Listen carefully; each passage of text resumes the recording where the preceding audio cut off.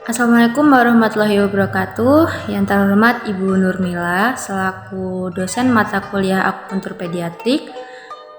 Di sini kami dari kelompok 7 akan menjelaskan tentang eksim atau dermatitis.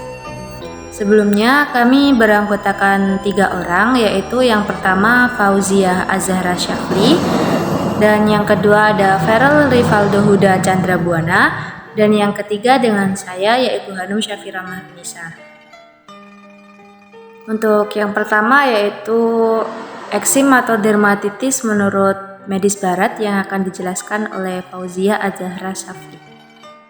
Eksim adalah kondisi kulit inflamasi tidak menular, ditandai dengan kemerahan, rasa gatal parah, keluar cairan, dan gejala eksim itu berbeda-beda tiap individunya. Ada yang gatal-gatal, kemerahan, ada yang kulit kering.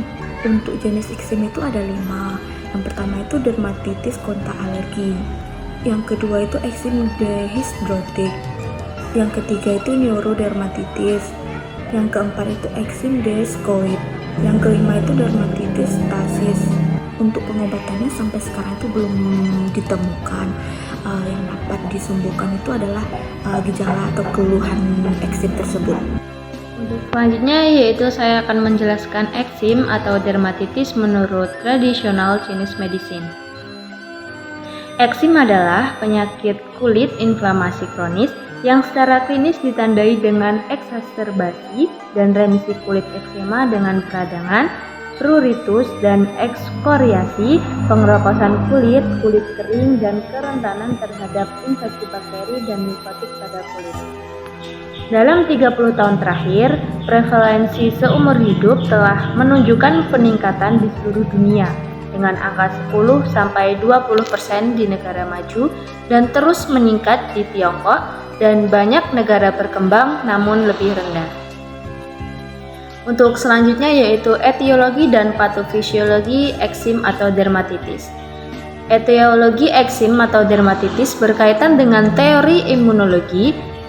Dermatitis terjadi karena gangguan fungsi pengaturan sel imun yang berkaitan dengan IgE.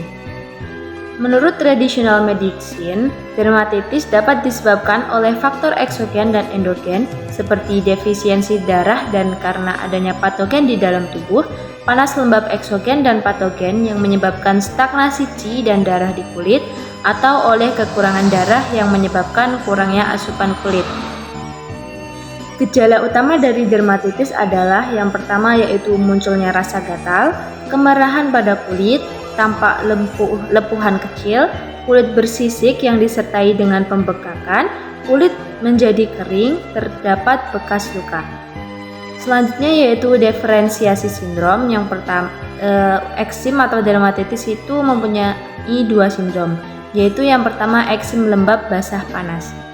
Ditandai dengan timbul lesi kulit secara tiba-tiba, termasuk eritema edema, bintik, vesikel dan kudis, disertai dengan rasa gatal, demam, haus, gelisah, lidah merah dengan lapisan kekuningan dan nadi cepat.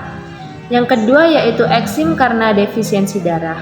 Ditandai dengan lesi kulit yang sering terjadi atau persisten, termasuk pasilosis, pasiderma, dermatoglipi, pigmentasi dengan sisik dan tanda goresan, disertai dengan gatal parah, gelisah, susah tidur, nafsu makan buruk, lidah pucat dengan lapisan lidah keputihan tipis dan denyut nadi lemah. Untuk selanjutnya yaitu titik akupuntur dalam penanganan eksim atau dermatitis yang akan dijelaskan oleh Feral Rivaldo. Titik utama dari eksim yaitu High Space Blow berfungsi untuk meningkatkan aliran darah dan merupakan salah satu titik penting untuk mengobati kondisi kulit. Yang kedua, Shen Yin Jiao SP6, titik pertemuan dari 3 meridian yin kaki, berfungsi untuk menghilangkan panas dan menghilangkan kelembapan. Yang ketiga ada Heku atau LI4 merupakan titik Yuan dari usus besar, dan Cicek LI11 merupakan titik He meridian usus besar yang berfungsi untuk menghentikan rasa gatal. Untuk titik diferensial dari sindrom eksim yaitu yang pertama eksim lembab panas, bisa ditambahkan tajwid atau PL114 untuk mengeluarkan panas, dan Wei Chong PL40 dan ditusuk dengan jarum bermata 3. Yang kedua, sindrom eksim karena defisiensi darah, ditambahkan Ge-shu sebagai titik dominan darah, Wei-shu PL13 dan Zhushangli ST36 dengan menggunakan prinsip terapi menguatkan darah dan mengusir angin endogen.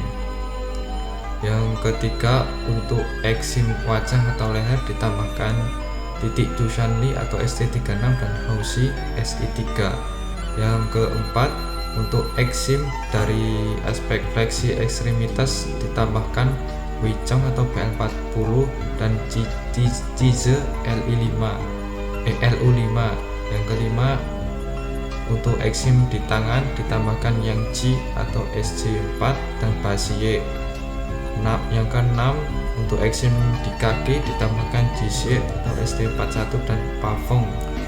Yang ketujuh, untuk eksim dari daerah retroaurikular ditambahkan Yifeng atau SC17 dan Fengce GB20. Yang kedelapan, untuk eksim skrotum atau vulva ditambahkan Hikau atau LV5 dan Chongji CV3. Yang kesembilan, yang terakhir, untuk eksim pada tungkai ditambahkan Wei Chong PL40 dan Fengxi GB31. Baik, sekian dari pembahasan mengenai kasus eksim. Apabila terdapat kesalahan, kami mohon maaf sebesar-besarnya. Terima kasih.